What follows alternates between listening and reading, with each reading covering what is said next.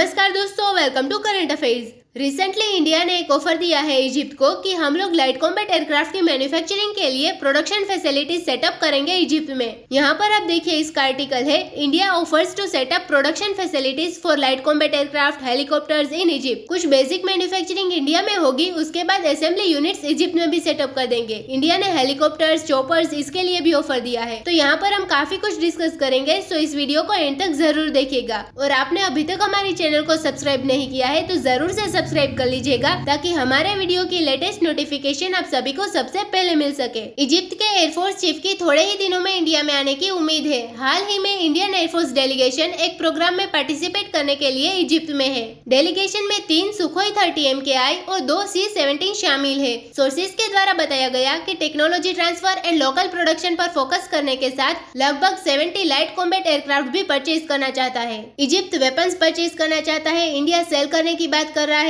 तो यूएस भी यहाँ पर कोशिश कर रहा है कि ये भी सेल करे इजिप्ट को अपने कुछ एयरक्राफ्ट। यूएस चाहता है कि इनका जो सस्ता F-15 एयरक्राफ्ट है ये इजिप्ट को सेल कर दे, मगर इजिप्ट की जो रिक्वायरमेंट है लाइट कॉम्बैट एयरक्राफ्ट की, उसमें F-15 इतना फिट नहीं होता है। इंडिया ने लाइट कॉम्बैट एयरक्राफ्ट तेजस MK-1A ऑफर किया है और Indian manufacturer Hindustan aeronautics limited भी अपने इंडिजिनस चॉपर्स की ऑफर दे रहा है, जैसे कि एडवांस लाइट हेलीकॉप्टर और light combat helicopter. Fixed wing की आवश्यकता हो या रोटरी विंग की आवश्यकता हो, India jointly production facility setup करने की ऑफर दे रहा है। उस रीजन में इस तरह के एयरक्राफ्ट की काफी डिमांड है। इंडियन लाइट कॉम्बैट एयरक्राफ्ट की प्राइस लगभग $42 मिलियन US पर यूनिट है। इजिप्ट को ऑफर देना इंडिया के द्वारा एक अच्छा एफर्ट है। और एक बात बता दूं, इजिप्ट के रिलेशंस कई देशों के साथ खराब है। टर्की के साथ इजिप्ट के रिलेशंस बहुत ही लंबे समय से खराब है। पिछले 8-9 सालों से दोनों कंट्रीज के एम्बेसडर अपॉइंट नहीं हुए हैं एक दूसरे के देशों में। फिर ये जो मेडिटेरेनियन है, वहाँ पर भी बहुत सारे ऑयल और नेचुरल गैस के रिजर्व्स है, उसको लेकर भी दोनों के बीच विवाद रहता है।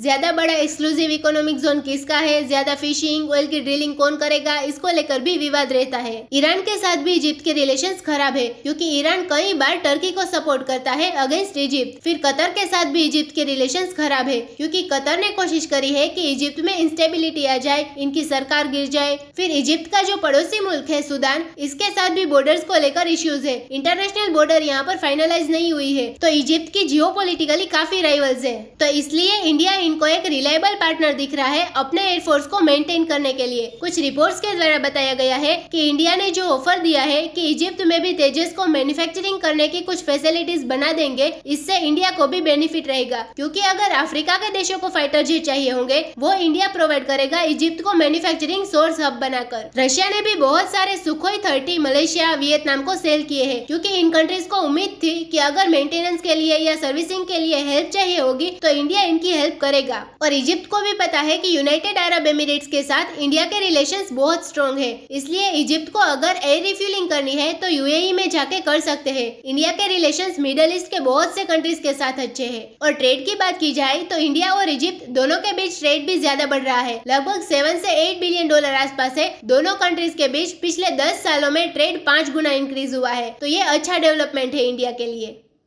तो इसी नोट के साथ वीडियो करते हैं खत्म। उम्मीद है यहाँ पे आपको काफी कुछ जानने को मिला होगा। Thank you for listening.